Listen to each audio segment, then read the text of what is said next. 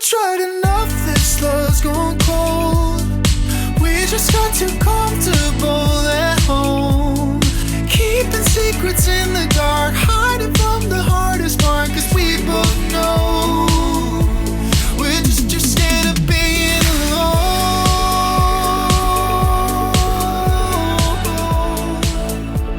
We're just too scared of being Thank you guys for coming. So this space is Garden Groove recording space. This is a spot where people can record drums. This place sounds really good for guitar amps, all sorts of different stuff. And then also doing master classes. So we've been doing master classes for maybe a year at this point and had all sorts of different stuff, but we've started to settle on, we mainly want to focus on production stuff, like is what we're going to talk about today. But we've also focused a lot on Ableton, because there's not a lot of people really diving into Ableton and all the different ways that you can use it for live situations. So diving into that kind of stuff too. At the end, like midway through October, all this masterclass stuff is going to be available online at Groove-MPL.com. Where you can learn about production, you can learn about Ableton, and all sorts of other stuff. So today, we got Austin Cannon. He's going to dive into some social media stuff and then some other production type deals. And thank you for being here. Thank you, man. Yeah, thank you. Excited to see it. You guys, thank you so much for being here. I think it's pretty unique for so many producers to be together in one room. So we all do the same thing. So outside of this, we would never normally be in the same room. But thank you, Taylor, for hosting. It's a dope space. Yeah. I just wanted to share like a quick little bit about myself first before kind of going into what I have prepared. And I've mentioned to a couple of you, I feel like these things, sometimes I feel like, I might blow through my material in like 10 minutes, or I might talk about like one thing for an hour. Hopefully it's not that one, but the idea is that I can kind of like share my story and give some insight, some experience. Hopefully to either sort of like reaffirm that you're on the right path and just to keep doing what you're doing, or to provide some insight in maybe a new perspective that might help, change your approach. But real quick about me, I've been in Nashville coming up on 8 years, and 5 of those 8 years, I was working a full-time job. I was playing as a keyboard player and a music director for various artists, which sort of declined during COVID. It's a pretty like natural progression outside of that. But I've never won a Grammy, but despite not achieving those career milestones, I still make music for a living, and I can put food on the table for my family. And I feel like at the end of the day, that I would think is everyone's, ultimate goal. Like besides like the huge milestones, it's can you do what you actually love, which is making music, and can you survive and thrive on that? And it is certainly not because I feel like I'm more talented than anybody in the room or anybody ever. That's definitely not the case. But I'd like to think it's because I've been maybe a bit more educated in certain areas. I've been a little bit more resourceful, maybe intentional, especially with things like social media, content development, and then, probably most importantly, I've been consistent at a lot of these things. And truthfully, I feel compelled to kind of help share some of this information because it's not like it's a zero-sum game. It's really like, hey, when one of us succeeds, like we all succeed. But it's also something in which, like whether it's producers or artists, I feel like there's a lot of information that if they're just not aware of it, it really limits a lot of potential.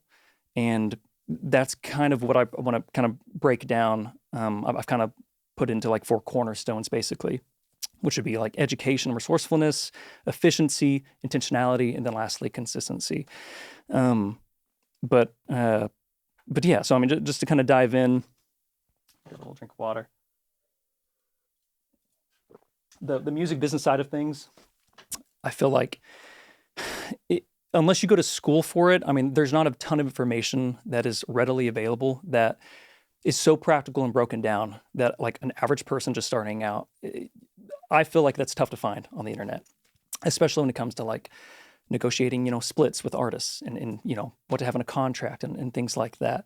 But a lot of this plays into a role of essentially laying the groundwork or building a foundation in which, once you understand the basic necessities of how does music make money, and you can set yourself up for knowing these things, then that transition from like your full-time job to full-time production makes a lot more sense because you know what to shoot for.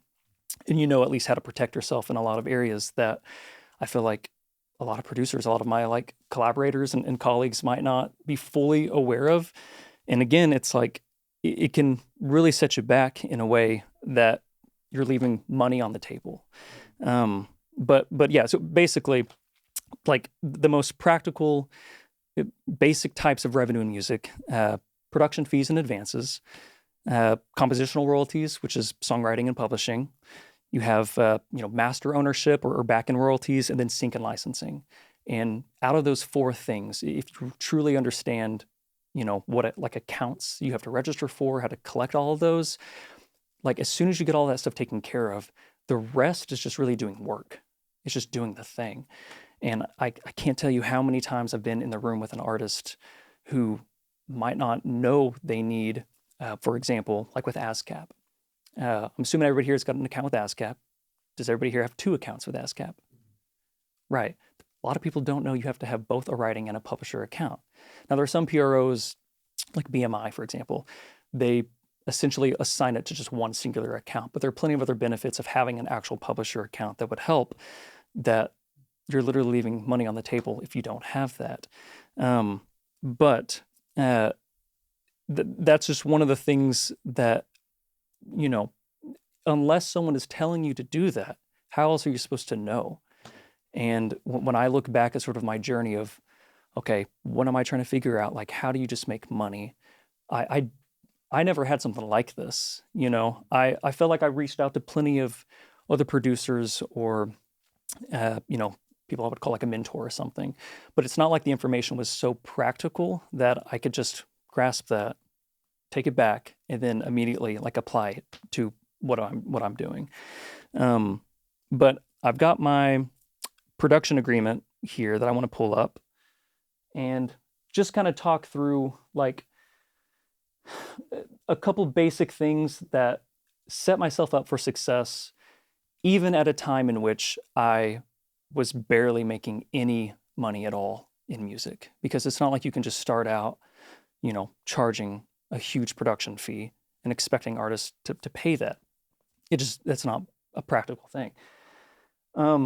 But I also didn't prepare myself well enough because I didn't realize that everything's a conversation, everything's a negotiation, and the correlation between the production fee and the back-end master, that plays a huge role into how you can interact with artists. And getting that starting point, the name of the game was building a foundation of works. That was my only focus on what I need to do, which, whether they could pay for it or not, like I'm reaching out to every artist, every producer that I felt like, hey, they're doing stuff. What can I take off their plate? What services can I provide? Like I would tune vocals, I would, program keys, anything just to attach my name to works and start that sort of snowball effect to, getting people to recognize this is what I do. I've heard a lot of people here talk about like, you're a drummer, you're a keyboard player or something else. Do people know you're a music producer yet? Like, do they associate that with what you're doing? Or do they still think of you as like a drummer? And that's like a really tough perspective to kind of shift when once people kind of recognize you or know you as something, how do you turn that, or shift that sort of perspective to like, oh, this person, like they produce music. And for me, making that transition from, primarily a keyboard player working with artists, I would just absolutely do anything I could to get my hands on as many projects and as many songs with as many artists. And it's not like you have to necessarily specifically share what you're doing on those things. It's more so stoked to have done this, posting on social media about it, worked on this record, that's it. And then at that point, it's just a numbers game. But it still comes back to at least I was knowledgeable about, okay, even if I'm not getting paid, like I would still want to set myself up with knowing how to prepare a production agreement and how to maybe split, the master, right? And you got to think of it like you're rising at the same time as artists on that same plane are rising. So, I mean, while it's great to like try to shoot for artists that are maybe, a couple steps up, it really makes more sense to develop at the same time as your other engineers, your other artists. And when everybody can rise up together, that's when like the stories of like, Dan, like Nigro, with like Olivia and Chaperone and all that stuff. It's like they were in the same camp and they've all kind of come up together. Took them like 10 years, but it happened, it eventually happened. But back to like more production agreement kind of thing, just to kind of share like, this is what I'm doing now, but it's really just an evolved form of what I was doing years ago. But yeah, I would have loved to seen somebody's production agreement, way back when, and just kind of understand these are sort of things that I'm asking for, but these are also the things that I'm okay with like negotiating, I guess. But I typically, I typically charge $2,000 for a song these days, and out of that, my overhead is about $600 to $700. So when an artist hires me to produce a song, I'll include mixing and mastering within that budget because I felt like I would have a better understanding of who's going to mix this and master it, depending upon the genre of the song. Like by now, I've got a team of guys that I felt like this guy crushes, like an indie pop sound, or this guy crushes like a pop country sound. And again, that's just coming with like, growing as these guys have grown, into their crafts as well.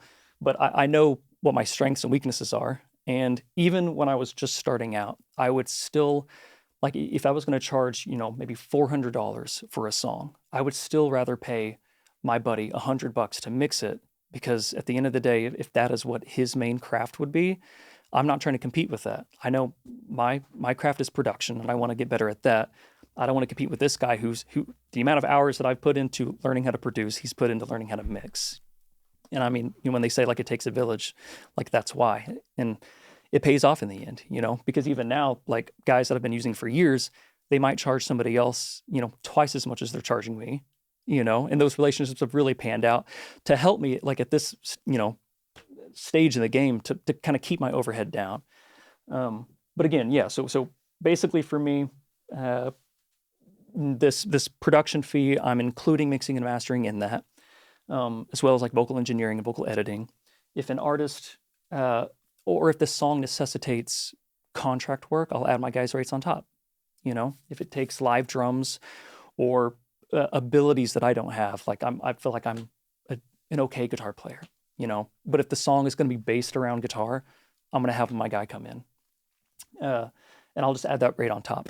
And then what I found for independent artists, it really helps to, I split it up in 3 chunks, right? Instead of just like a deposit and an in payment, I'll do 3, like just kind of minimize it. Because for me, usually over the lifetime of starting production to final master, it takes like 6 weeks, like realistically.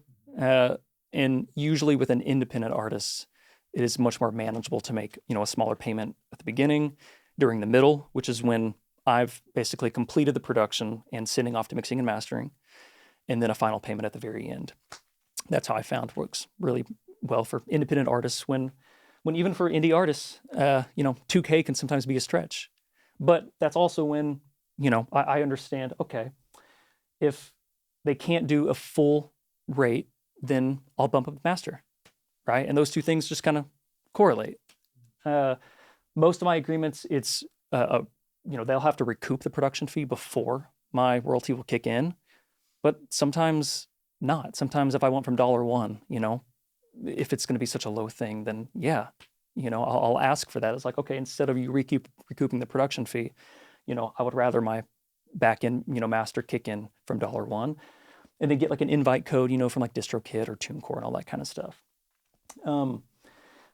There's a couple different types of royalties that I feel like you might be selling yourself short on if you just don't know exactly how they work.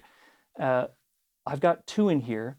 Well, technically I've got 3 in here, but these 2, the net profits, I'll ask for 15%. And this is for a scenario in which if an artist's catalog gets bought out that I have some sort of interest in, then I'm not going to see royalties past that point, but I am going to get a 15% sort of like net off of that transaction, because at that point in time, basically, it's not going to be in perpetuity anymore.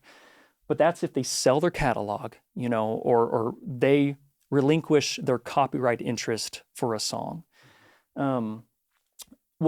What this usually applies for is when an artist or an independent artist transitions from independent to getting signed by a label.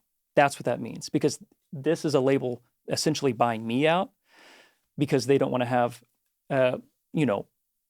their fingers in all these, tiny little crevices. They would rather just own the copyright and get rid of, any other thing like that. The distributor royalty is the most standard, that's what you put in for TuneCore or DistroKid. I would have 5%, which is the wholesale value of that. That was what an independent artist would assign to me for the back end part of that royalty. That's a distributor part. And it's called that because, it's, even though, TuneCore, DistroKid, or CD Baby, those are all third-party distributors. That's what that specifically applies for. But there's also another one in here that I feel like I've worked with plenty of independent artists who don't understand sound exchange, which is another huge part of understanding all of the royalties that you are able to collect and that you're owed. Now, sound exchange is specific for non-interactive radio, like Sirius XM radio. That is, the easiest or most recognizable form that sound exchange would collect upon, as opposed to normal PROs like performance royalties, ASCAP, CSAC, BMI, GMR. But the thing is, it is on the artist's responsibility to submit what's called a letter of direction in order to collect those royalties. And if the artist doesn't even know that they have to have a sound exchange account in the first place, then you would be losing out on potential royalties that you could be seeing. I've been in a scenario in which I had a song on a Canadian Sirius XM channel that did really well. And luckily they backdate 3 or 4 years or something, because an artist never submitted my letter of direction for that particular song. I had no idea.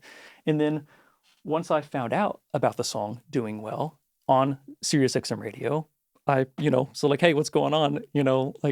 I feel like there should be royalties here. Did he finally assign it? And then they backdated it, a couple of years, and I got a big old paycheck, which was great. But it was literally money just sitting there that, he didn't know he needed to do that. And there was definitely a time when I was starting out in which I didn't know I needed to do that either. Does that show up with an MLC or is that separate? That's separate. Yeah, which that's actually next. Let me go back to my whole thing over here. Yeah, so account registration. Yeah, PROs, ASCAP, BMI, that's writing and publishing. Sound exchange, letter of direction, MLC, right? Now that's a tricky one only because technically speaking, there are the third-party distribution platforms that you can assign to collector publishing, but that would be for the very small sliver that Spotify would pay out. They pay out, mechanical royalties, but they primarily pay out on the master, which is what everybody makes money on. But they do also pay out the publishing side, which is collected through the Music Licensing Collective. And if you don't have an account, you can make one for free. And the thing is, normally if an artist is already with a third-party distributor, they can assign that distributor to collect on their behalf for those. So they would receive that, but they also might take a fee for that. When if they didn't assign a third-party distributor to do that, they could register with MLC for free and they wouldn't lose out on those monies. And same for producers, obviously. It doesn't hurt you to register with all of these accounts just to get it over and done with. And I really wish I would known to have done that when I was just starting out, because I do feel like I've left a lot of money on the table that I, didn't have to. And then go back to this. Everything here in my production agreement is really boilerplate, pretty standard. Trying to think if there's anything that is. I keep the musical composition side, for songs that I'm a writer on, just literally having this stuff in writing. It makes sense, and I've been in scenarios in which, if you don't have it in writing, did it happen at all? you know, and I've absolutely gotten screwed over a handful of times because, like for example, like even recently, like I had a phone call with an artist, and we discussed terms and points. And by the time that it got to like her lawyer and mine, you know, discussing these things, did points on the master become, you know, an issue of I clearly remember having a phone call in which, hey, this is exactly what you said. We agreed to this.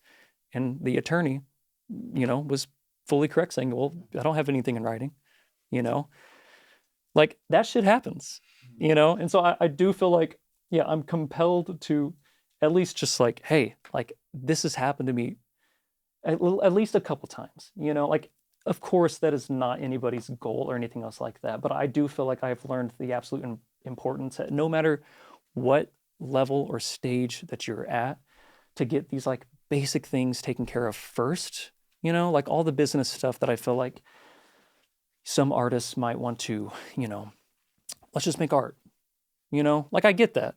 I do. Like at the end of the day, yeah, what we do is very creative and abstract. And you don't want to, you know, convolute it with a lot of like numbers and business stuff. But you have to, because what I've absolutely learned, which, you know, kind of transitions to my you know, next point here. We are no different than any other small business, right? Like I have an LLC for my music production, and that's come with like a ton of cool benefits of like opening my bank account and getting a credit card with 0% interest for like 2 years. I could buy a bunch of stuff, you know, when I needed to upgrade my studio. Like there's just little things like that that would make sense for any other small business, which why wouldn't it make sense for us, right? And yeah, and I feel like I learned quickly to think of myself in that way, which I feel like has really helped me out now, because like, oh, I feel like I understand this stuff, and I've, you know, I'm so far past this now. Which can also make it difficult when, yeah, working with an artist in which like I assume that they understand these things, you know, like I've had an artist regarding like a sync song recently in which there was no production fee, in which I had like a third, you know, like a 33% of that master. And if you know anything about sync, right, it pays out the master and then the composition, like half and half, minus whatever sort of like administration fee that the, you know, sync house or whoever, you know, landed the placement's going to take. But it's like, you know, here's a contract, you know, it's no different necessarily than, like it was the same contract. It's just in this scenario, we wrote the song specifically for sync. I didn't get paid up front, which means that I'll own a third of it for both the master and the composition part. And it was like a battle to like have this person sign this because it was so official, you know? And it's like, it shouldn't scare anybody away. Like this is just a normal part of just conducting business. And, you know, it should be concerning if it like shies away an artist, I feel like. Very rarely, you know, has, yeah, and I had a much more simpler version of this too when I was just starting out. Yeah, I feel like contracts grow as like you've been screwed over, right? That's like usually the way it works. Yeah, so I had a very simplistic version of this early on, but yeah, it's just like kind of learning from some mistakes along the way. And just really like protecting myself in a matter of like, okay, if I'm not educated in this scenario, I can't assume the other party is going to be educated. And no matter what, like that's going to screw me over. So I better learn as much as I possibly can. And I feel like it's paid off because I feel like I can talk to, you know, about these things and hopefully shed some insight. But going further, like making that transition from, you know, performing music to getting my name on a bunch of stuff, building that foundation of works. I would say very, you know, luckily, like we're in Nashville, in which it's a town with a lot of opportunity and a lot of artists. And I truthfully feel like while it is technically possible that you can be a music producer in any city, you know, and work via Zoom or whatever, it's infinitely more difficult because here there is a constant stream of artists, you know, coming and going, but it provides the perfect, you know, playing field for what we do to get like artists in the room. And even when I was, you know, working for, you know, another company, you know, I would have artists over like after hours. You know, you would make time because the idea is like we're sure in a business of making music, but we're also like, you know, therapists. We're also like, you know, talking with people day in and day out and really just being like people, I guess, you know?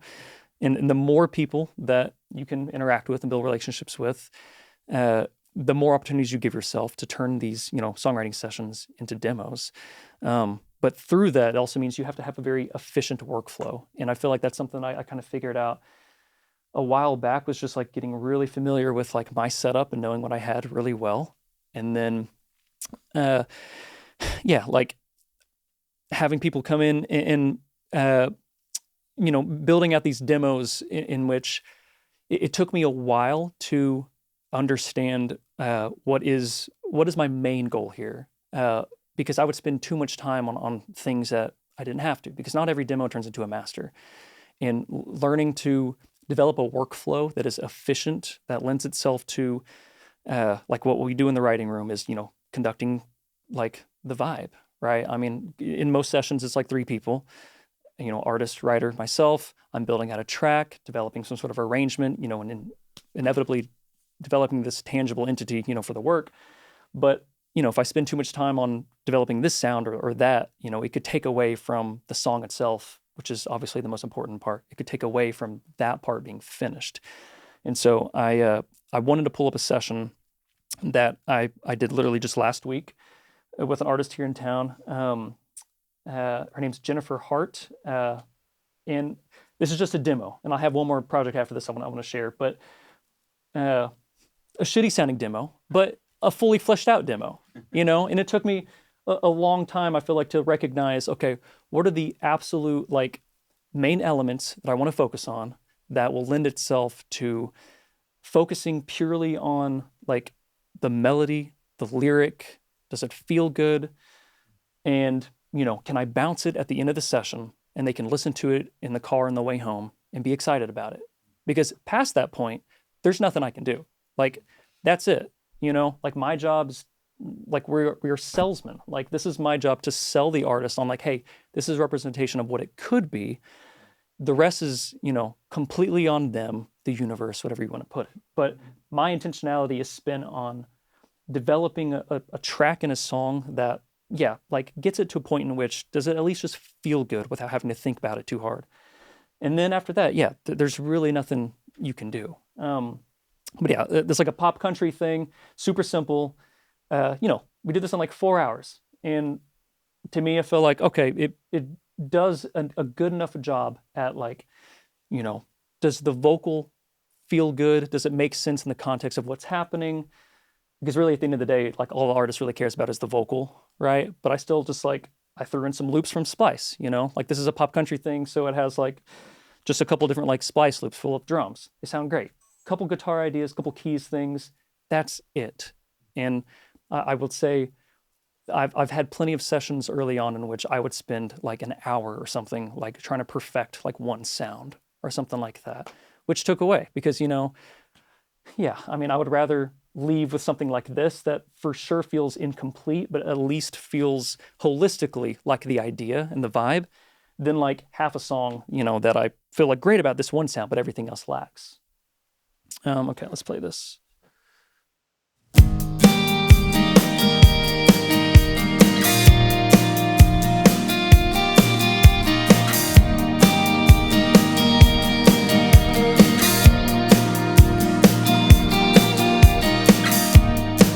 I was just getting started.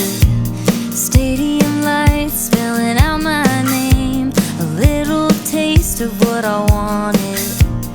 Every promise falling into place. So I signed away my life, ignored every warning sign. Finally knew what it felt like, but to no surprise. What goes up must come down. Fly too high, you'll hit the ground. Give it all and they'll just take. Funny how fast things can change. The stars align until they don't. People come and people go. I know it's a game that I won't ever win. All of this for 15 minutes. That's it. Like most or half of this, like the pedal still, the drums, it's all splice. I mean, we have these tools, these resources that we can use.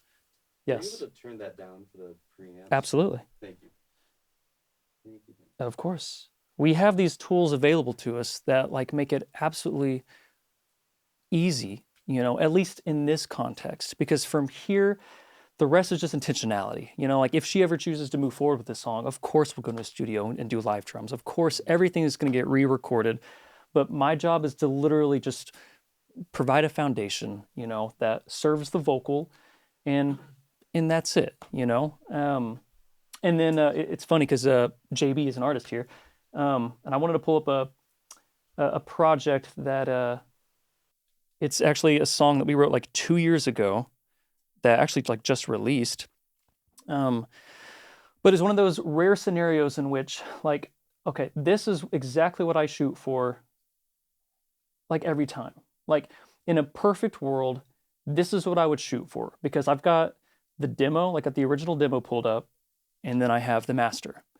And it's not that big of a difference, you know? Like in that's sort of the mentality that I try to, I guess, shoot for in every single session, is that if I'm, you know, if I'm on the right path, you know, then like all of these ideas, except for that, which like it's all of live instrumentation. This is like a more like straightforward like pop tune, but I want to use it because it's like, yeah, it's really that simple. Like every production doesn't have to have like, you know, 1,000 things, and that's something like I certainly struggle with myself, but I just want to use this as an example because I feel like, okay, if every session could go like this, where, you know, we almost nail it and then have to like get together, you know, after the fact, this is what I'm shooting for. Because the best piece of advice that I ever received from like a mentor of mine was like, there are no demos, there are only masters. And aside from things that need obvious like live instrumentation and obvious intentionality, the rest of it is really on me, again, just serving the vocal, serving the artist, and hopefully knowing my setup, knowing my sound selection, you know, gets as close to the mark as possible. And then, you know, when the artist chooses to move forward with it, then yeah, like that's when you put in like the bulk of the work. But again, this just happens to be like a rare scenario in which this one just kind of worked out. Just like it's funny how you thought that I would just let go, slipping through your fingers, but we're still too close. We can't help but linger, it's all too familiar to forget. Too many ties to cut all at once. We've been too tangled up to come undone. I know we thought we'd be our only ones, but we're just not.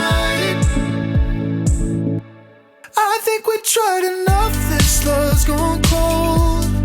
We just got too comfortable at home, keeping secrets in the dark, hiding from the hardest part, cause we both know we're just too scared of being alone.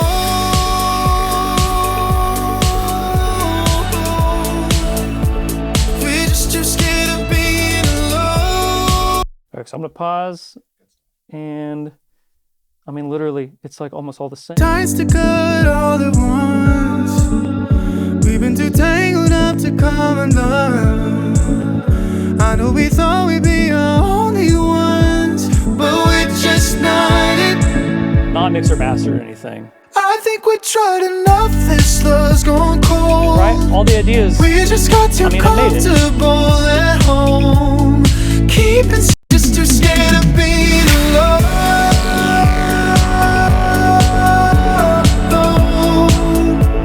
And the bulk of it, I mean, it really explodes here towards the end, with like all these extra things kind of coming in. But all of this stuff that happens down here, I mean, this is kind of usually how I outlay my sessions, to where, you know, everything kind of happens like chronologically.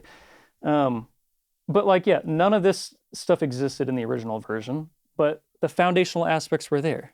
And I feel like that was, to me, like a good, efficient session in which like we got the bulk of it, and, you know, the stars aligned in which the majority of that demo made it to the master.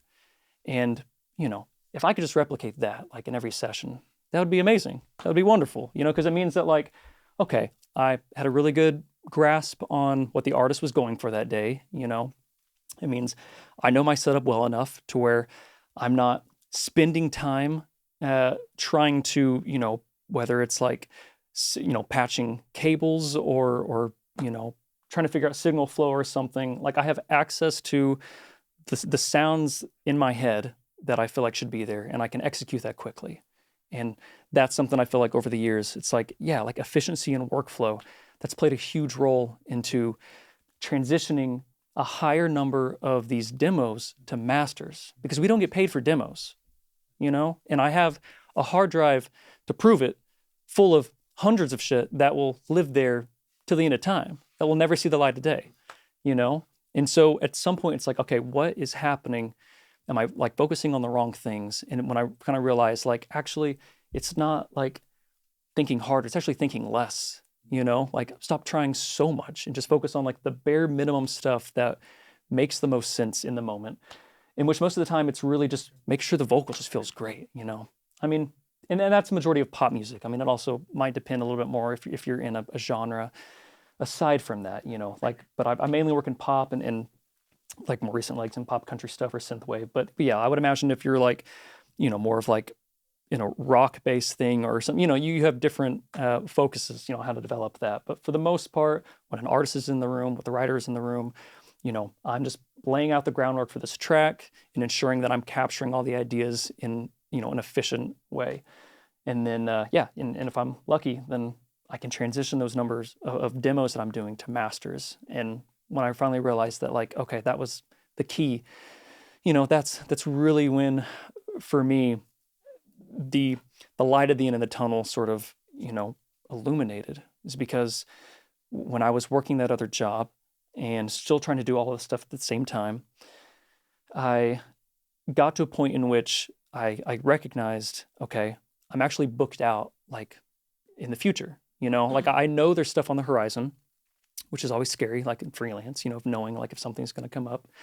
But I was having success with, okay, a lot of these demos that I'm doing are actually turning into paid rights, and for me, going back to like, what I'm charging now, it's like, if I can just produce, like, because I have sections, like they're always constantly like overlapping, but like, 2 to 3 songs a month, that could pay the bills, aside from like various little things, like, again, like with royalties or sync stuff, that's a little outside of that, but just purely talking the money that we get up front, like the production fee, getting deposits in, getting balances in. Like once I had a good enough of these demos that were transitioning into actual paid work, then I didn't have to like fully depend on that job anymore. And that's what kind of clicked for me, was in like, okay, there's enough of these transitionings happening that gives me sort of like a buffer to where it's like, okay, like I know I have these 2 songs next month, and at least like the bare minimum,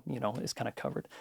How long of a buffer is that, or was that? I mean, realistically, at first, like, oh, I'm sure, like, a couple of weeks, like not long, but enough to where I could like, because I mean, I was still, performing some music. There was still like various streams of income happening due to like the lack of a larger production fee up front. I mean, because yeah, it's taken like, obviously I've been in town almost like 8 years. And for me, like take home, is usually for independent projects around like $1,200 to $1,300. For label projects, $4,500. And there are plenty of labels that can pay that. And I know so many other guys who can charge like $10K for production all in, excluding mixing and mastering. Like that shit exists. And I feel like, okay, they're worlds ahead of me now, and I can recognize that. But there's nothing inherently different that they're doing that I'm not. They've just been doing it longer. And so, that was kind of the thing. And now I feel like, it's like a couple months out. I feel like now it's like, I know I have stuff on the books, or at least for a couple months, that I know like when I'm wrapping up this particular project, I can start on the next one, which is, I think, a really smart thing on why I'm like splitting this up. Because as soon as I get a project off to mixing and mastering, my actual work that I'm like spending, sitting at a computer, like doesn't exist anymore for that project. It's out of my hands. Aside from the fact that like I truthfully believe that like the collaborative process, yields like the best end result. That's why I'll probably always have other guys mix and master my stuff, because I just feel like having additional perspectives on stuff makes sense and it'll always sound better. But it also takes that particular thing off my plate and allows me to take something else on. Because I think probably until you can get to that point in which you're charging so much money for one song that you can just, don't have to do anything else for a while, it's going to be these like multitasking, simultaneous projects all happening at the same time. And if you don't have an efficient workflow to keep up with all of this, you're easily going to burn out and like get drowned in it. But the encouragement side is that I think the work is there. Like I do think it exists. It's just a matter of sustainability for you. Like, can you survive long enough to get your hands on enough projects in which people recognize that you're a producer, and then as you're producing more projects and like charging more for it, those continue to happen and you can charge more and hopefully take on less projects. But it's like a snowball effect, I mean, it's for sure. What's up? I was going to ask, like, how long did you first anticipate, I guess, the transition from working with artists to being full-time as those projects kept rolling in, versus how long did it actually take for you to? I had no idea. I honestly, I mean, I feel like there's zero expectation for that, because at any point in time, it's like, okay, what if something doesn't actually come in? I felt like when I had enough on the horizon, and by the time I got to those projects, that there were other projects on the horizon, did I only realize like maybe a year or two later that, like my head's been down the whole time. It's not until you pick your head up and kind of like take a step back, gain a little perspective, that you realize that it's already been a year, and I've still been busy. That's it, So yeah, I don't know if there's any sort of expectation you can have for that. I mean, I don't know anybody can have that. It was just a matter of, I'll keep my head down and just continue to do my thing. And all of a sudden picking up and realizing like it hasn't stopped, That's a real quick question about where your contract comes in timing wise for the production agreement. Is that at the beginning before you even enter into a demo, right? Or is it when they decide to move forward? When they decide to move forward, yeah. So like, there's no paperwork other than, I have an administration deal with Curb Records, which means that I will submit any songs I've ever written to them, and they will register it with like my PRO and ensure, everything's taken care of like copyright wise.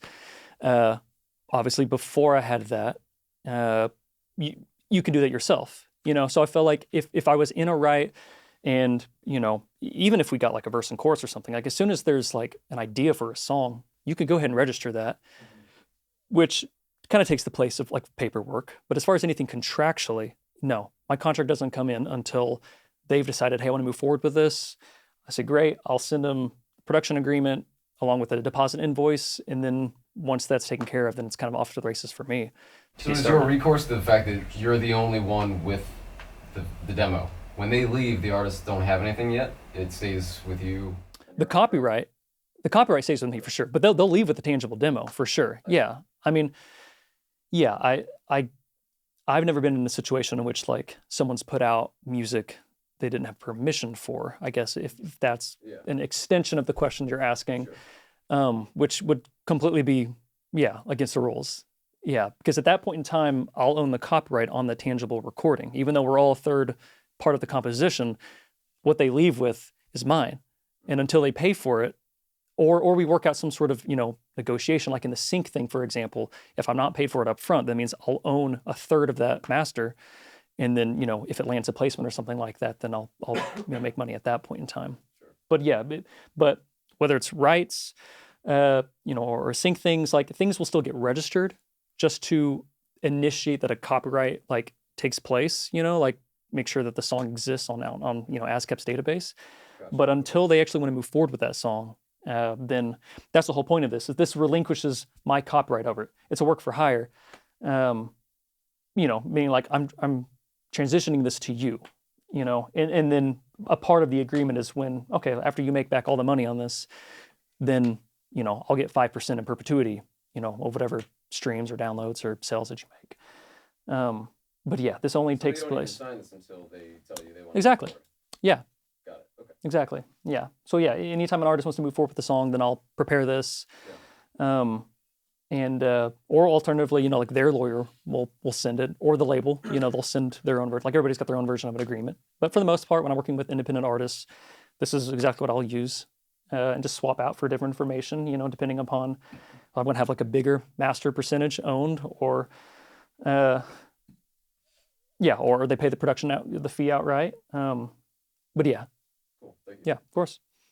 Different artists kind of like understand that you have like different conversations with everybody. So like maybe one new person that's like newer, doesn't have as much going on, like your repertoire wise, like you're gonna maybe offer like you want more master or like more money up front, less master, because that just makes more sense for you. Do they have the awareness of that for you? That you're different with everyone, or how's that conversation? Artists do now, but when I was starting out, like I actually think it would have been reversed. Like I should have been asking for a lot more master percentage starting out than I did, you know? I mean, in some of those songs, you know, have like millions of streams on Spotify that, you know, I have absolutely nothing for, you know? And it's because I didn't know that, you know, I was like, hey man, like you can pay me like $400, sounds good, you know? And I'll get maybe nothing on the master just because I didn't understand that. So, I mean, I think it was the inverse of I should have been asking for more master up front because of the lower fee.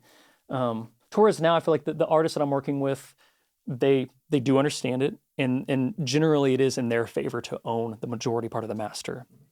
And some are even willing to like pay a higher production fee for me to forfeit any percentage because it makes it easier for them in the long run. You know, especially in the case of if that artist transitions from independent and signs with a label, that makes it easier for everybody. You know, whether it's like labels, publishing companies, sync agencies, like the less complicated it is, the easier it is to like see success with that. And even on the sync side of things, I'll say this right now. If someone asks like, hey, we should write for sync, and no one has a relationship, then you are absolutely wasting your time.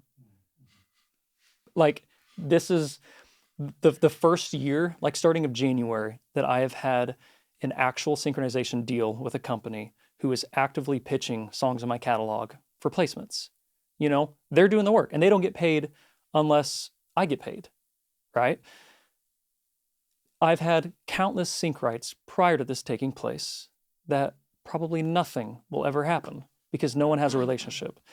I transitioned to that because, especially in those scenarios, they all want one stops, which is like the least amount of complications regarding like some sort of contract or, you know, ownership or rights or something. Like they just want to have easy clears so that it makes it really easy for like music supervisors. But again, I'll still have like a production agreement in those scenarios. I'll just specify, you know, I own 33% of this master, or in some cases 50%, you know. And then, you know, I'll definitely want to have like the compositional information listed as well. But yes. Clarification on like the demo piece. So are most of these projects starting off as like a co-write, and then like, or like, do you ever have artists come to you and say like, hey, I've got this song, I want to like, Totally. I want to demo out? Yeah, I would say, well, not necessarily demo out. Like typically they would already have a demo and they would bring it to me to produce the master. And in that case, the only thing that would look different on this agreement would be the removal of the musical composition section or any language in here relating to the composition. Because yeah, if they're bringing me a song that they've written with somebody else and I have no rights to like writing or publishing, then yeah, I'll get rid of all of this and it'll just be specific to like the production fee and the master.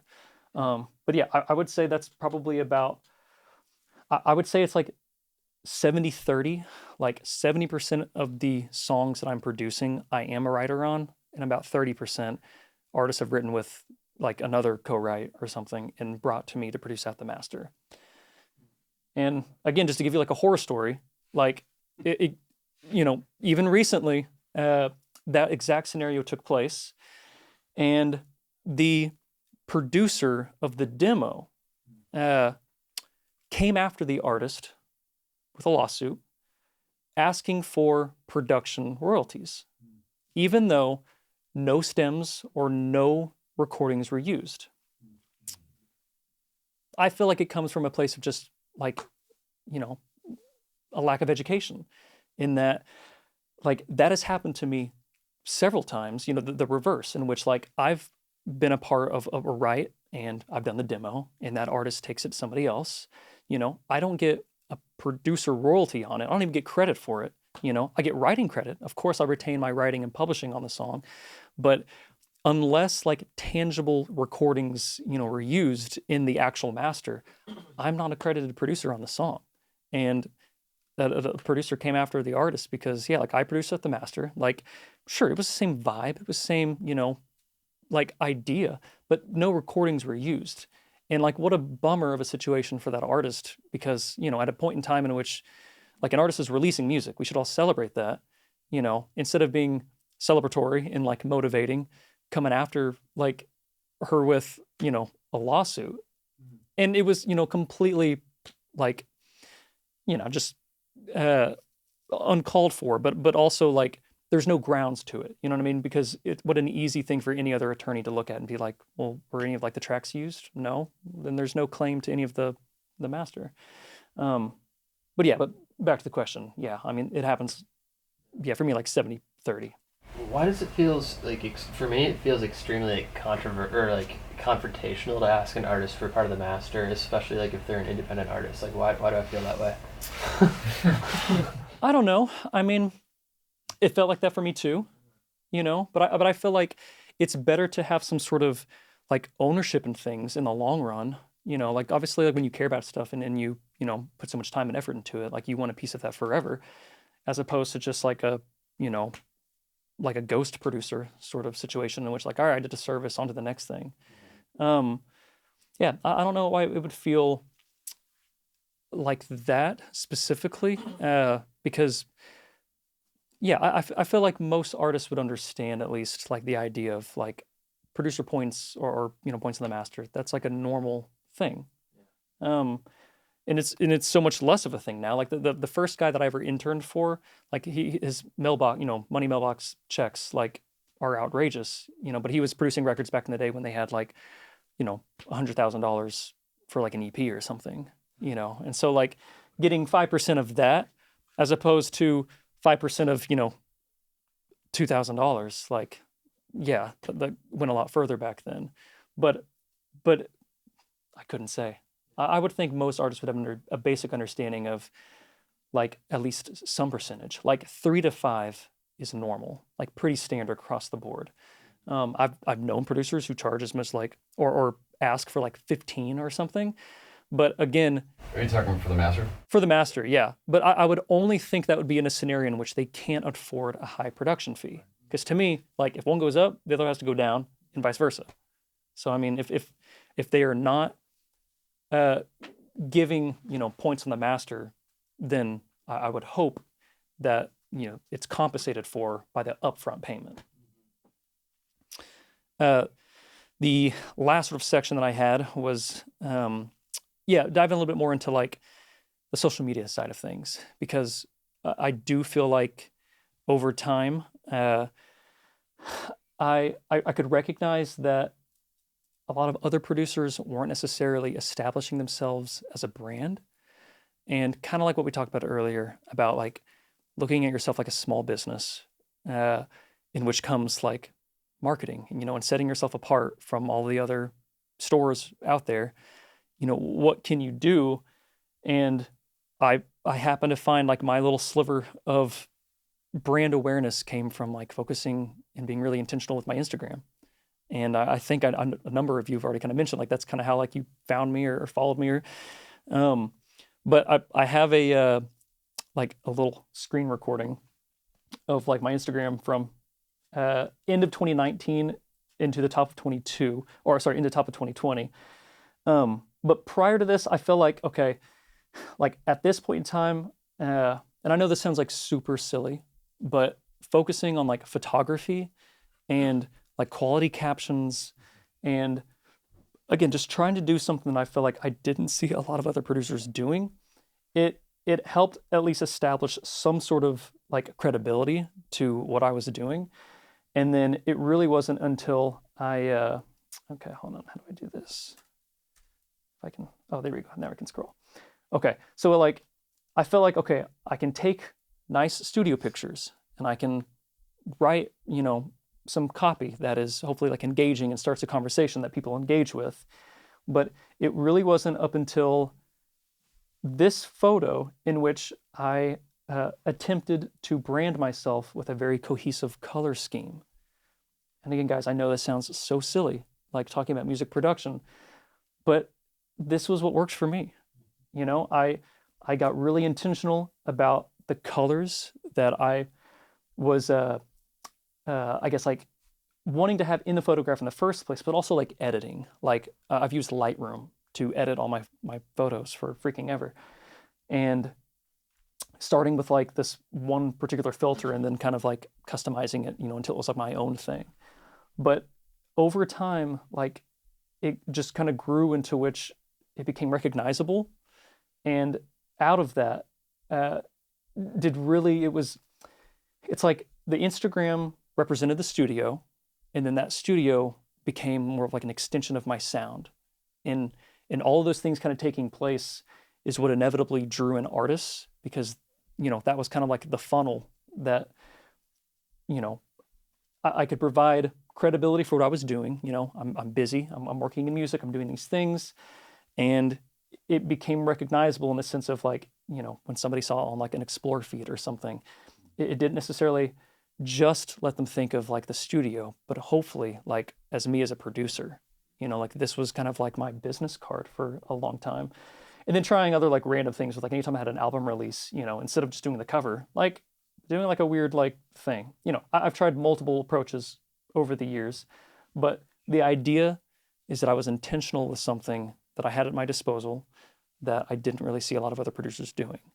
And not that, like it has to be any one of your things. The idea is just to have a thing that helps create some sort of separation and allows people to recognize, okay, this is what this person's doing. This is maybe a little bit different. And even if it sticks with them like in the back of their mind, it still creates a separation, and like, kind of just, helps you stand out, which like at the end of the day, it's like you can make the most incredible music in the world, but what good is it if people don't know you exist? Like if artists aren't reaching out, and I'll mention like there was a huge portion in me starting out where I was proactive, or I'm reaching out, and again, to like every other producer to like try to work on their stuff, try to like, take work off their plate so I could, just say that like I'm working on stuff, say I'm busy, but then also to like to artists that I can recognize are like also kind of up and coming and like on the same plane of like, hey, like let's work together, let's collaborate, we should write. There was a lot of proactiveness that was taking place during like the building of all of this to when, I don't think I've had to like, unless it's somebody like I've really specifically wanted to work with, I haven't had to like set up my own right in like 2 years, or 3, where there are artists reaching out because of that. Again, it's like a snowball thing. Obviously, this shit doesn't take, overnight. It took a really long time to kind of figure out, okay, like this is like working for me. Like, not like you can recognize that, but I was consistent, which is like the last point I want to make about all of this stuff is that I try to find like a little sliver of uniqueness, amongst like other producers out there.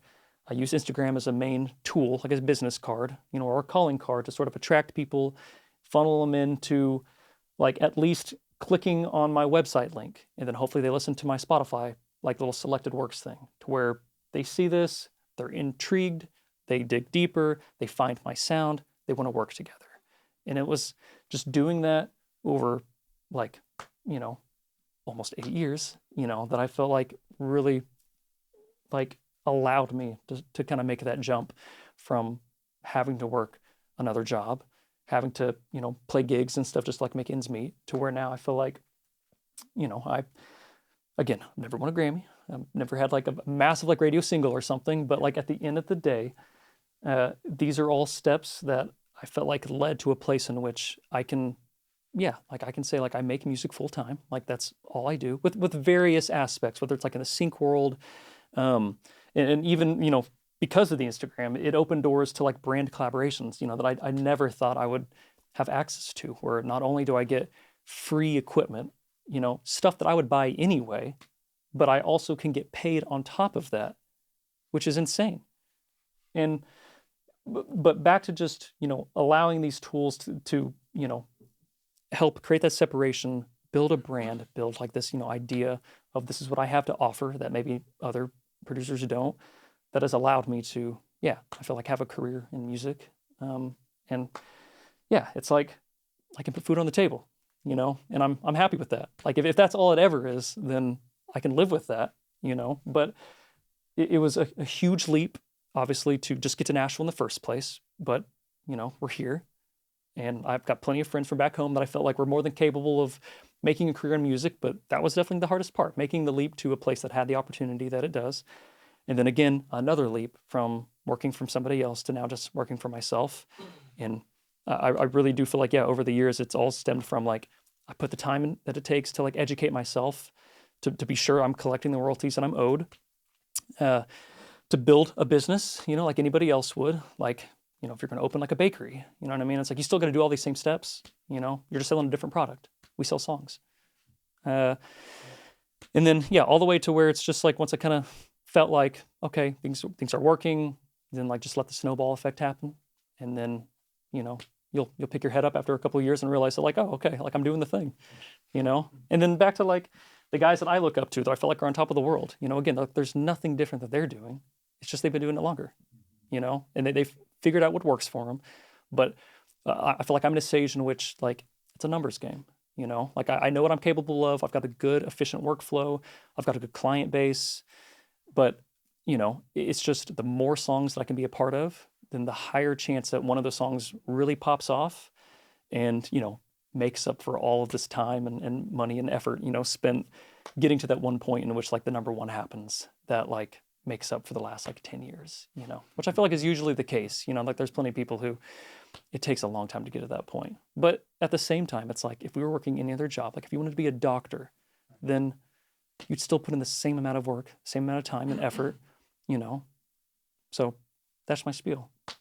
That's it.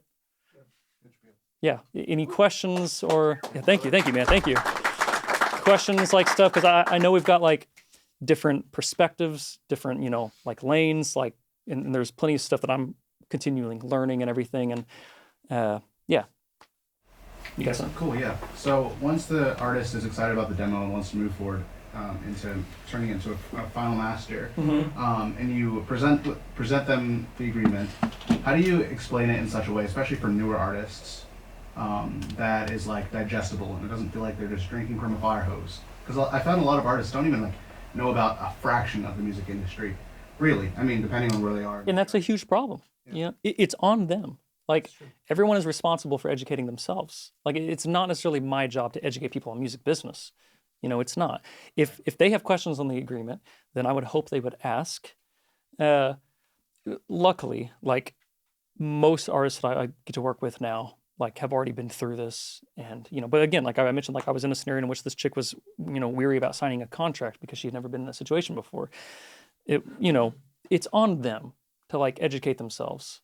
And if they have questions, like hopefully you know your stuff well enough that you can explain it in a way that they get it and understand it. I don't think anybody is intentionally out to like screw somebody over, you know, and I would hope artists aren't thinking that, you know, but I do think at the end of the day, it's on them to understand what they're trying to do too. You know, I mean, it's even more difficult from them or for them because at least like, you know, we get production fees, like we can get paid up front for the work that we're doing. Artists don't have that. You know, it is a massive investment for them to, and most, like they don't recoup on Spotify, you know, like indie artists, like they make their money from like selling merch, you know, or maybe like ticket sales at venues, you know, like it is a much deeper investment, I feel like, on the artist's part, which makes it just that much more important for them to understand what they're getting themselves into, you know. Well, that's what I would say. Like if they have questions, of course, like they've got to ask them, but it's, you know, you also want to know this stuff well enough where you can clearly explain it. Yeah, like for me, like the toughest part of my contract was understanding the difference between that distributor royalty and the net profit royalty, you know? But again, like how many, like until you're in a scenario in which an artist, you know, gets signed and that label wants to buy out everybody, you know, that's when I'll see that particular royalty kick in. Or if like somebody sells a catalog, you know, which has been happening. Like there's, you know, like Ryan Tedder sold his for like what, like 300 million or something, like some insane amount. You know, like that stuff could happen too. And everybody, I'm sure, has got like a great payday for that. But it's like, yeah, there's lots of types of royalties, lots of types of things. Like it is a lot, especially if you don't go to school for it.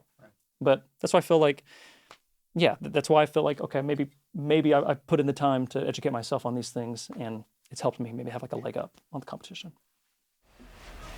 When it comes to your prices in general,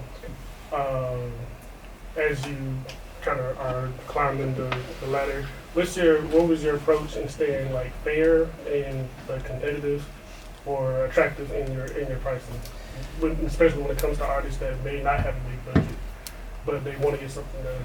Yeah. But also charging something where you can still feel the value of what you put in.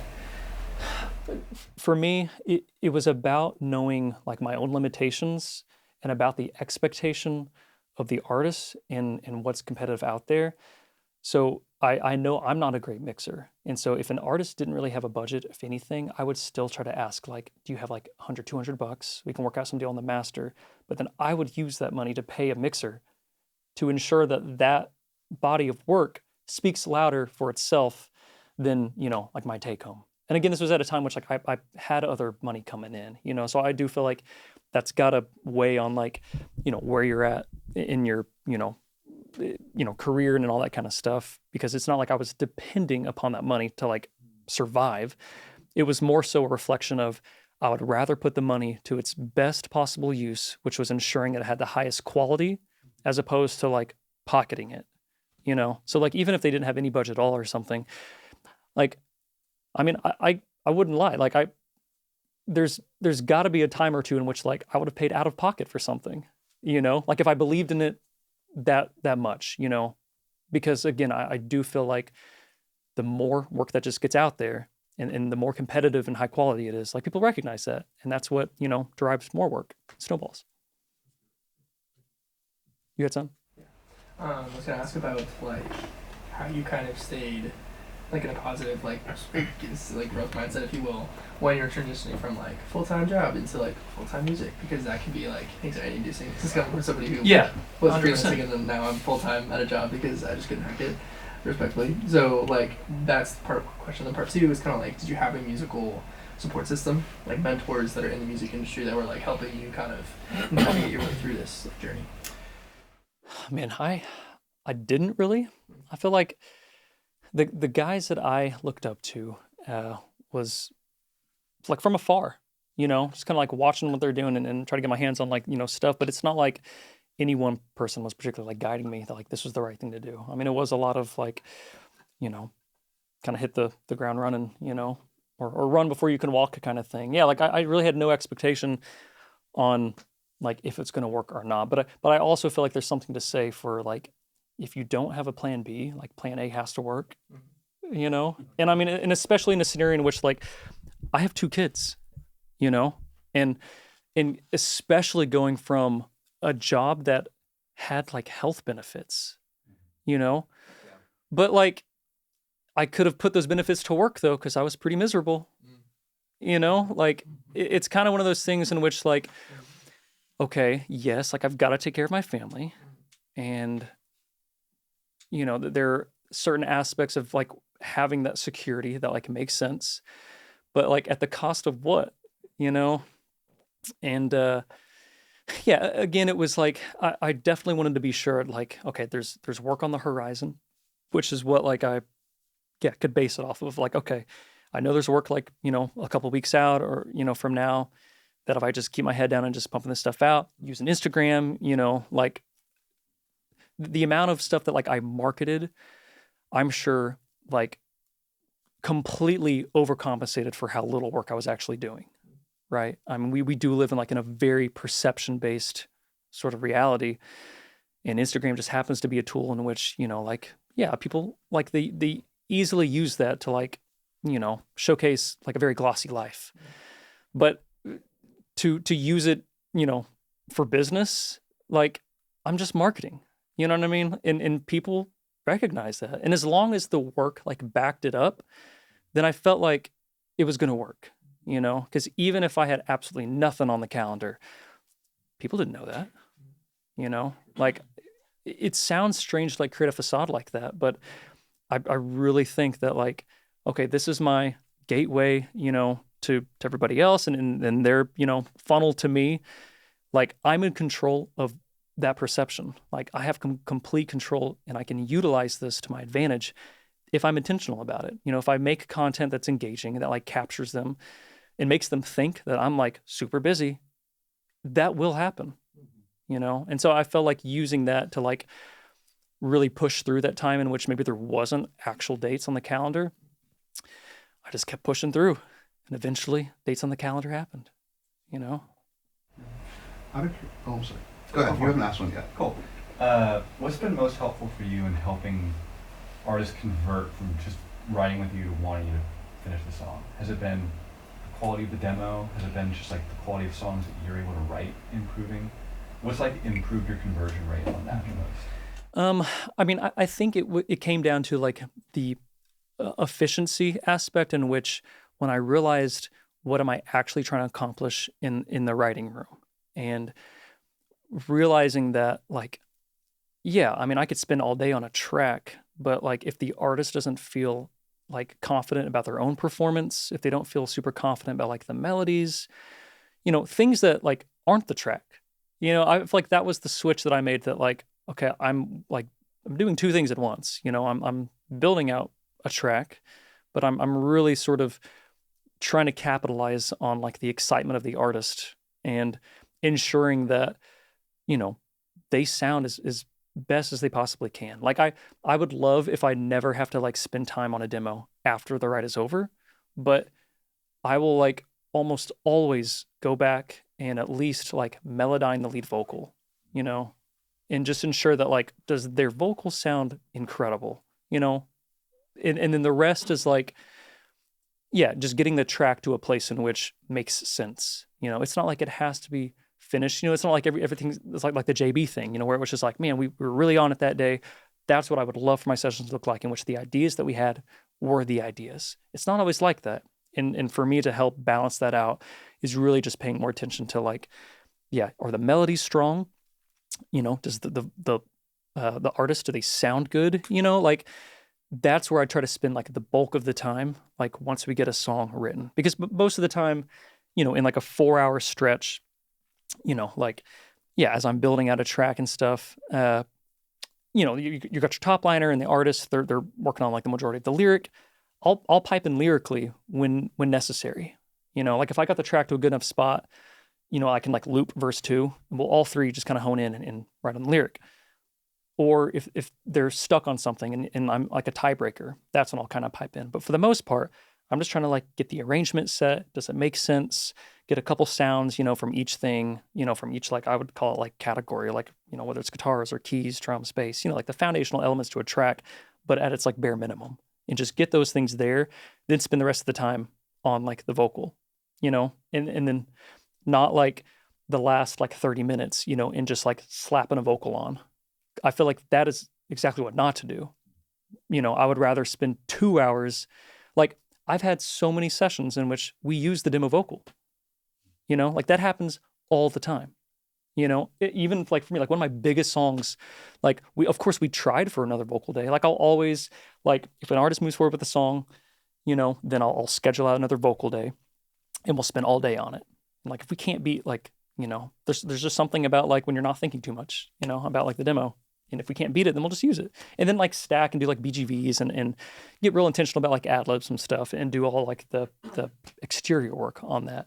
But it's like, if you can just end that right with like a basic track and a solid vocal, for me, that's what really helped transition a lot of those writes into like the artist wanting to move forward. Because for them, it's like, that's what they're focusing on anyway, and if you can make them sound good, then they'll want to pay you. Anything else? Ooh, Is the artist usually bringing their top liner, or are you typically like? How does that come to be?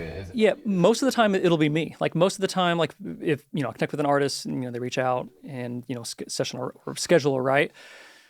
Yeah, I mean I've got a few like go-tos that just over the years I've like really like glued with. I mean it's one of those things where just like on the engineering side where I feel like there's a lot of guys who can really elevate like my sound specifically. There's plenty of top liners that I feel that just the same to where it's like, for whatever reason, we work really well together. And I've kind of built my team over the years of knowing, okay, I've got an artist coming in that kind of is going for this vibe. I know exactly what top liner to bring in who will contribute lyrically and nail that vibe. And depending upon that writer is massive because, it means that I can focus on what I'm doing and not having to like wear all the hats. Like I still have like a couple sessions where it'll just be an artist and myself. I don't prefer those because it means that like I'm also having to like try to think of lyrics, and build a track. It's like it's wearing a lot of hats. So I do feel like, yeah, having a team of writers that I can depend upon has been massive, for when I'm scheduling out writes. But sometimes they'll definitely want to bring in some that they're comfortable with too, I feel like that's a niche in the industry that people rarely talk about. It's like the little unicorn role that you don't know how it comes into the equation. Yeah, exactly. And I mean, it can be tough because like, what if you don't glue with that person? Yeah. Like what if you realize that, oh, you have to kind of pick up some slack somewhere, like that's really tough. And for me as a producer, it's like the type of environment that I'm trying to create is a very like seamless, flow of things like that. Ideas can like just happen. It's a very safe place. Everybody's, my goal is to create a plane in which like we're all on the same like playing field, and out of that, I feel like it becomes much more easy to like just write a song in 4 hours, which I know sounds like a crazy thing. Anybody I explain this to, like outside of music, it is such an odd phenomenon, to think that like someone can walk in with nothing, like there's plenty of times that we'll start with like absolutely nothing from scratch. I prefer when an artist comes in with like an idea, like whether a concept, at best like a verse and a chorus or something that we can tweak, but plenty of times absolutely nothing. Like, so what do you want to write about today? But then to like get to craft something in like 4 hours that like didn't exist, and then they can leave, like if they're good enough vocalists, like JB here, then like I'll slap on like autotune, just for like playback. And it's great, but there's definitely some times in which like, yeah, I'll need to go back in after, and like melodize some stuff or improve the demo. But for the most part, it's like, yeah, depend on, the people that you're working with, allow you to do what you're doing, at best. And then just keep doing that. Cool. Yeah. Appreciate it. Just to kind of contextualize how important Instagram has been in your journey, what would you guess the percentage of artists that you work with today or over your lifetime as a producer came through Instagram? Well, that's a good question. It's difficult to quantify that now, but I feel like, I mean, at least as a extension of like, okay, I'll say this. I think for the most part, the artists I'm working with now work with me because they've heard something that I've done previously, as opposed to just like seeing me on Instagram and having no like point of particular relation. I feel like that's definitely dwindled, I would say, because at first it's like I just didn't know that many people, and it's like tough to like just get in a bunch of rooms, when you're just like cold DMing people, that you've never met before, but like going to shows and like, personal and like relatable or relational things help like that. But I mean, there was definitely a time in which, yeah, like that's how people like at least recognized me. Like they knew the studio, and that was like, oh, like we should write sometime, or something like that. I do feel like that's definitely decreased now to where like Instagram for me is definitely just like my billboard. That's what I use it as, just to showcase like these are the projects I'm a part of these days. This is what I'm proud of. This is what I'm doing. But I think for the most part, like the level of artists that I'm working at, I would think are like also artists that are like about ready to like quit their job and like focus on being an artist full time. Like that's the thing. Like I'm trying to come up at the same time as people in this camp. And I mean, it's definitely been great to like also get to work with some artists that are maybe like more established, whether like with a label, and it's a different sort of goal in mind because you're kind of fitting into a mold that already exists, you know, towards like with an artist like that we're both kind of coming up at the same time. It's like whatever we create is their thing. But I do think now most of the time it's like, yeah, I feel like I've built a good enough of like a you know, foundation or a bed to where like they must have heard something, or like that's how they like reach out at least, as opposed to like just randomly finding me like on the explore feed and like reaching out. Yeah. So my background is I've done remote kind of session drumming and recording for about a decade or so, and I've been focusing more on the production aspect for the past few years. How did you transition, particularly on Instagram, when you said you were doing primarily more keyboard and then you got more into the production aspect? How did you kind of make that transition more seamlessly rather than going from like, okay, one day it's this and another day it's, you know, just something completely different? Totally. Yeah. Super valid question. I was posting more works, like the more stuff that I got my hands on, like, you know, again, not specifically stating what my role was, but like the fact that I was posting like an album artwork cover and like, oh, so stoked that I got to work on this record, at least got people to recognize that I was working on records. You know, that was like the first step at like creating some sort of awareness in which like, I'm not just playing keyboards live, you know, for artists. I'm also like working on their records. And then I felt like it was more on me to like just be more consistent in creating that content that I wanted people to know. You know, I mean, again, no matter if I wasn't even that busy with it, I was still trying to be intentional with the content that I was making to create that awareness that like, I'm working on records now. This is what I'm doing, you know, even, you know, I'll filter in like a post or something here or there if I'm playing like a live show, but like that was my goal and I wanted people to know about it. And, you know, whether it was tuning vocals or like doing, you know, keys work or something, like, yeah, the first time I got to like fully produce a song, you know, that was like a huge turning point, you know, of like, oh man, okay, like I did the whole thing. I got to say like, I produced this song and I made sure people knew about it. You know, I was annoying probably, but I feel like that was the main like catalyst for making that transition is that like, I was in charge of the content, you know, of what I create and what I want people to know. And I'm just going to do a hard turn and be like, I work on records now. And then eventually that's what people knew me as, you know. Again, it didn't happen overnight. Like I've met with a handful of like, drummers or other people who are in that same boat in which like people know me as a drummer. How do I change that perception? You know, where people think of me as a full producer, you know, like that's such a tough thing to accomplish just to make like a switch like that. But yeah, again, I feel like, you know, using Instagram as that tool to sort of create that persona, eventually people change their minds. Yeah. Do you utilize any other platforms other than Instagram? No, I don't have a TikTok. I never post on Facebook. No. Like do you do any like production videos or anything like YouTube production videos or shorts? I don't. No, I've done like one-on-ones, you know, like similar to this, but just like over Zoom or something. But as far as like creating content, yeah, like that's sort of like out-facing like that, like a YouTube channel or something, I've never done.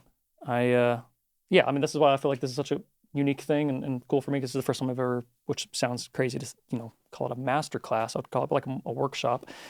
But yeah, but I mean, I do think like that partially is on like the horizon for me. And it's funny because my wife, she also works in like a creative field. Like she does more like UGC stuff where she's like developing content for brands that they'll use for ads.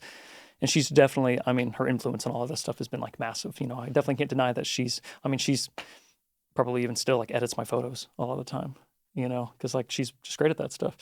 But I do feel like I've, especially because of this now, I mean, I've probably become like more frustrated, like realizing that there is like a lack of information for a lot of this stuff. And it's like, I do want to like make a course, you know, like online that like will allow me, in obviously like we've been here for like an hour and a half, like allow me to dive in maybe a little bit deeper to some stuff. Cause it's like, yeah, I mean, I don't think it's that complicated. You just got to sit down and just do it and just learn it, and like you do it once and then that's it until you get into a scenario in which you haven't encountered. Then you learn something new, like the contract thing, it's like contracts grow, based on like mistakes that you've made. But just like, I do want to make like a course that like someone can just like go online and like buy or download and, do it from a more like, not a condensed version kind of thing. But Instagram is the only thing that I've ever known how to do. And I don't feel like my demographic specifically responds like to TikTok. Like, I don't know if like the content that I create would respond the same on TikTok. I feel like that is much more of like a entertainment sort of based algorithm, I guess, to where I feel like, you guys, I mean, you're on Instagram, I'm assuming so. Yeah. But yeah, that's the only thing that I've utilized. Is there anything in your agreement? I'm sure there's been a lot of incremental adjustments over the years. Is there anything that like big shift where you learned it, like in the nomenclature that you learned the hard way that you had to introduce to change the wording to make it stand up versus not? Legally, I mean. Not necessarily legally. I've really, it's more so just like adding additional language for scenarios that, again, like simple things like adding actual compositional like shares in there, for the writing. Like, it's not like in the writing room, the first thing on our mind is like, okay, let's put down all of our ASCAP information and, and then start the write. You know what I mean? Like, I wish that was the case, but sometimes it's just not like that. So really it was just like, okay, what are just tidbits of information that need to be established somewhere? But yeah, I mean, I definitely need to be more careful about like conversations with like master points because, like in a scenario in which, an artist's lawyer sends their agreement as opposed to like signing mine, it might vary, and it might have different stuff. And unless I have like things to like back up that like, oh no, we discussed and agreed upon this, it didn't happen. Right. But yeah, I can't imagine in a legal manner. The only thing I've ever had like sort of customized, I guess, is because I've done more work in like the sync world, like with getting placements on like random shows. In a normal production agreement, right, when I am paid a production fee, I would only, be guaranteed like a 3 to 5% on the back end after recoupment. And if that song gets placed exterior from anything that I'm involved in, that means that artist would own all of the master, and that bucket would have to be filled essentially. Like if the sync fee were higher than what the production fee was, then the bucket would get filled, and then I would get my percentage after the fact. That would be unless it's like a huge placement, that's probably wouldn't happen. It would probably need to happen a couple of times. But I've had like I'll just pull it up here. I've had my attorney create a separate document for me that essentially states like for placement and synchronization rights, without contradicting the original agreement, if it's something specific to my landing a placement, like because of my agreement with Freedom Music Group, like they don't get paid on anything compositional. They get paid out of my master share. And unless the amount of master share that they can get paid on like is as much as they would want it to be, like it decentivizes them from like placing it because they wouldn't make that much money off of it, right? So I've had plenty of artists sign a separate agreement saying, look, well, hey, in this scenario in which you let me submit these songs from our catalog to FMG and it lands a placement, then I actually get more master share because it happened through this sort of lane, as opposed to like if they got a placement completely on their own, then our original production agreement would stand. But this just helps me, add like an extra thing on a body of work that's already been done. All I'm doing is just submitting it, because what I submit has to be exclusive through them. Like, it doesn't, like, the artist can submit it elsewhere, but it means like I can't submit that same song to like other sync agencies. But in doing so, it allows this company to, get like the maximum amount of fee that they would get, because they're only taking like 25% of my master fee. So like it dwindles real quick.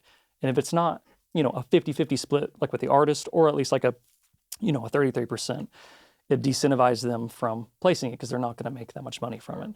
So this is like just a conditional. this is just like a conditional agreement stating that like if we land a placement, like or that you agree that to let me submit these songs, to this company, and allows them, to pitch it on like my behalf. And if they get a placement, like we all still win, like we all still make money that didn't exist beforehand with doing zero extra work, but this only came into existence once I actually had like a legitimate relationship in that world with someone doing that.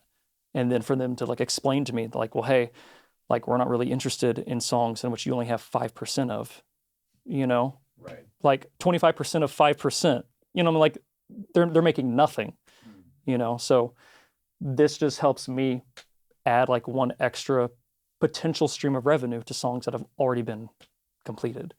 And if anything, like I always prefer to do this, because what usually happens is these are songs that have already been like fully produced, mixed and mastered with a budget, which alternatively, if it was a song specifically made for sync, I'm mixing and mastering it because there is no budget. So I always feel like, it doesn't even hold up. But that's like a customizable thing. Again, like everything's a conversation. Everything's a negotiation. There are like things that you can do, or say I signed an agreement recently in which I got like an upfront total payment of like $500 for this track, and then I have 10% of the master from $1 until I reach a threshold of $2,500, and at that point it goes down to zero. That was the terms. It was like a fluctuating thing, and it was like, okay, like that means I would have made more than I would have like originally, because I accepted a much lower production fee. Granted, it was a co-production, but yeah, it's just like it's not like it's in like black and white. It's like you can make deals specific to whatever the scenario is, as long as you get it into writing and like you can prove or back it up that like this took place. How was that actually monitored? I mean, once you hit that threshold, who's actually the production agreement? Like the original production agreement. I mean, there's a. But who flicks the switch to stop paying you once you hit that point? Their distributor. Yeah. Okay. I mean, you can even set that. Like I have songs on, I think it's DistroKid, in which have to I'll get an invite code, but the artist can specify it into which like once they've reached like $1,000 or something on it, my percentage is zero, and just DistroKid will know like whenever that gets filled, well then I'll get my 5% or something like that. But my like normal production agreement will specify that, if like, artists, if they're not with a label or if they're not with a publishing company, they are those things. And they have to recognize that things like accounting and all those things, like that is on their responsibility.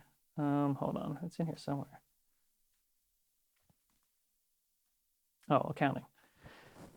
Okay, yeah, if artist has not entered into an agreement with a distributor, like the DistroKid thing, that like will track that for them, and they can specify that once that bucket gets filled, that's when my thing would take place. I mean, it sounds crazy, but shall account to producer for the master semi-annually within 45 days after the end of each semi-annual period ending on June 30th or December 31st. Like, they have to keep track of that stuff. That is on them.